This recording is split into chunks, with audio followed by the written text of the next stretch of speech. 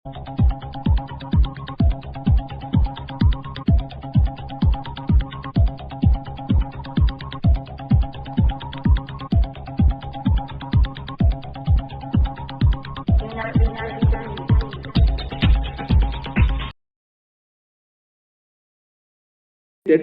Medicine के क्षेत्र में आज भारत ने एक लंबी छलांग लगाई है।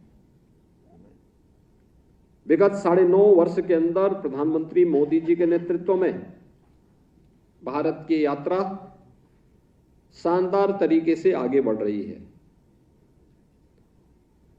और इस सदी की सबसे बड़ी महामारी इसका उदाहरण भी है। आप याद करिए, आयुर्वेद पहले से ही हमारे जीवन का एक हिस्सा रहा है। योग भारत की परंपरा के साथ प्राचीन काल से जुड़ा रहा है। होम्योपैथ का उपयोग गांवों में किसी न किसी रूप में लोग लेते रहे हैं। देश के कुछ क्षेत्रों में आयुष के बारे में होम्योपैथ की हो, सिद्धा की हो, यूनानी की हो, इन सभी विधाओं के बारे में लोगों के मन में एक जिज्ञासा भी रहती थी। लोग उपलब्धता के अनुसार उसका उपयोग भी करते थे।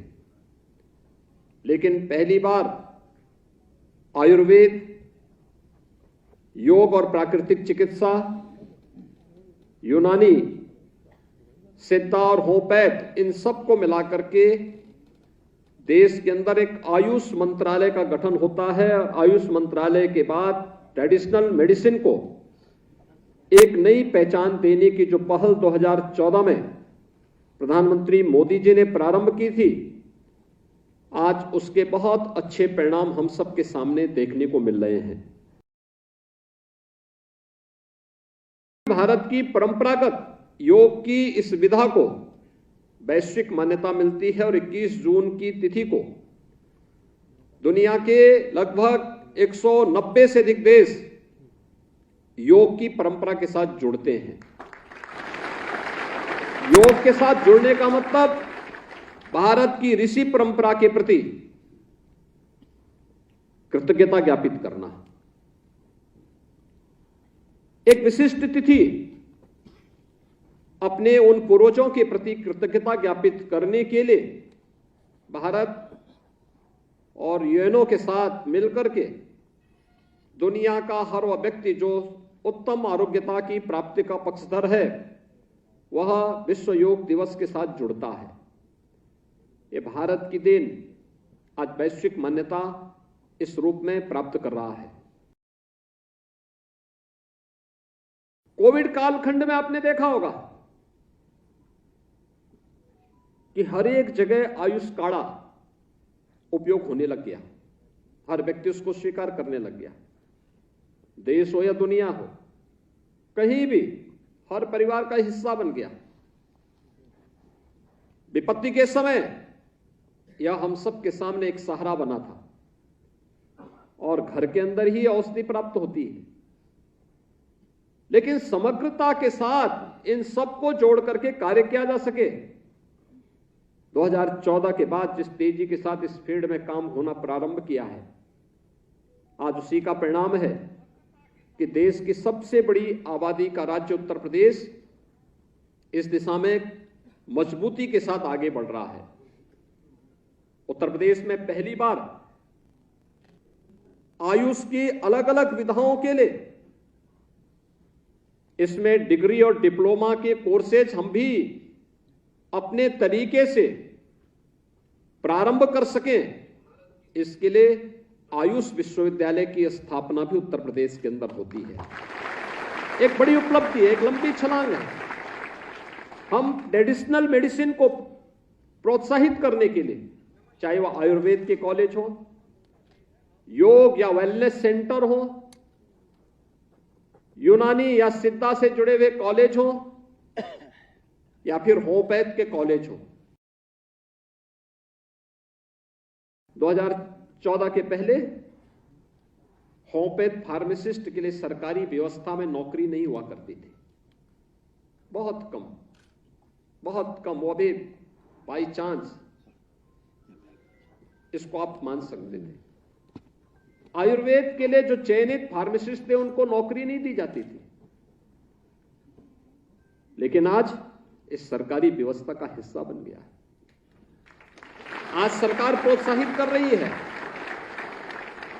हमें आयुष सेंटर बनाने हैं, हेल्थ एंड वेलनेस सेंटर बनाने हैं।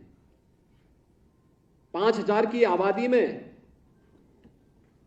एक आयुर्वेद का योग और वेलनेस सेंटर के लिए कार्रवाई युद्ध स्तर पर आगे बढ़ रही है और उत्तर प्रदेश तो इसमें अग्रणी भूमिका का निर्वहन कर रहा है।